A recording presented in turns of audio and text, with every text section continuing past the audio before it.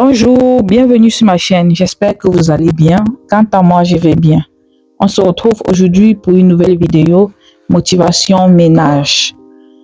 Alors, je vous embarque avec moi dans ma cuisine. Ensemble, on va arranger les tiroirs. Aujourd'hui, je me concentre sur le tiroir qui est sous ma plaque de cuisson. Maintenant, avec bébé, je fais le ménage progressivement. Je me lance pas dans des grand ménage si j'ai pas quelqu'un pour s'occuper de lui. Donc, je préfère faire tout petit, un peu, au fur et à mesure, et on avance comme ça. Ça permet de rester dans la propreté. Alors, comme vous avez bien vu, j'ai libéré les tiroirs. Je viens les laver avec une éponge vaisselle. Une fois que je vais laver, je vais nettoyer avec un torchon microfibre. Ensuite, avec un papier essuie-tout pour bien sécher. Car il ne faudrait pas que de l'eau reste dans le meuble. Sinon, elle risquera d'abîmer le meuble. Désolé, vous entendez la voix de bébé en fond sonore. Ce sera maintenant la nouvelle mélodie. Pour avoir une cuisine propre, il ne faudrait pas hésiter à faire des mises à jour régulièrement. Faire le tri, ne garder que ce dont vous avez besoin. Car ça ne sert à rien d'avoir 1500 choses et ne pas les utiliser, et elles sont dans le tiroir et elles prennent la poussière. Donc j'ai décidé de faire le tri et remplacer mes casseroles qui n'étaient plus bonnes, du moins qui étaient plus bien pour la santé. J'ai remplacé par ces nouvelles que j'ai prises chez Lidl, que je vous avais partagé dans la vidéo précédente. Les tiroirs ont été nettoyés. Là, je viens nettoyer les protections. Ces feuilles que je prends chez Ikea permettent de protéger le fond des tiroirs.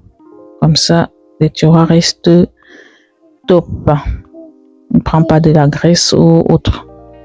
Parce que les papiers viennent se déposer et enfin, toutes les saletés se déposent sur la protection. Là, j'ai entrouvert les tiroirs pour qu'elles sèchent. Et voilà le résultat. Tout est nettoyé et bien rangé. Le tri a été fait. Je suis plutôt satisfaite.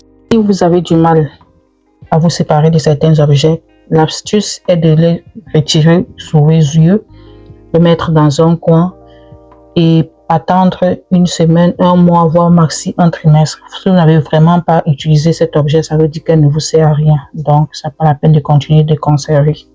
Ceci signifie donc que vous pouvez vous en séparer sans regret.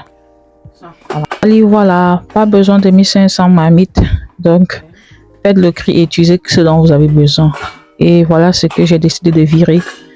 Des couvercles comme ça qui n'avaient plus été cassés, marmites abîmées. Je les ai virés.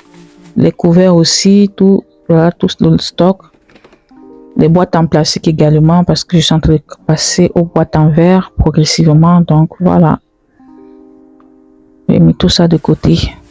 Maintenant, on va venir nettoyer la cuisine avec mon produit que vous connaissez déjà, le Pink Stuff.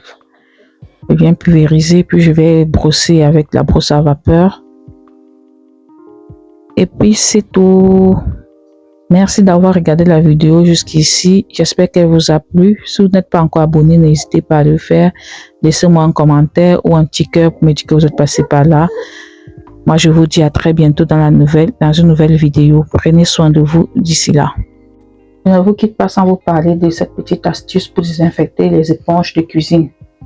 Pour cela, vous avez juste besoin de prendre ces éponges.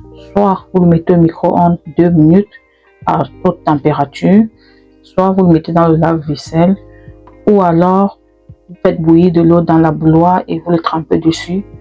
Allez, vous le trempez, ensuite vous essorez et vous le faites sécher. Comme ça, les éponges restent saines parce que c'est là que passent les microbes pour entrer dans votre cuisine. Donc, faites très attention aux éponges vaisselle. Quand elles restent humides, elles peuvent devenir rapidement un nid à microbes.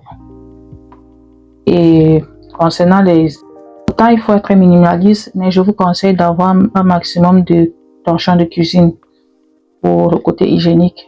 Un torchon ne doit pas être utilisé à plusieurs reprises sans être lavé. J'espère que la vidéo vous a plu. Je vous dis à très bientôt. Ciao.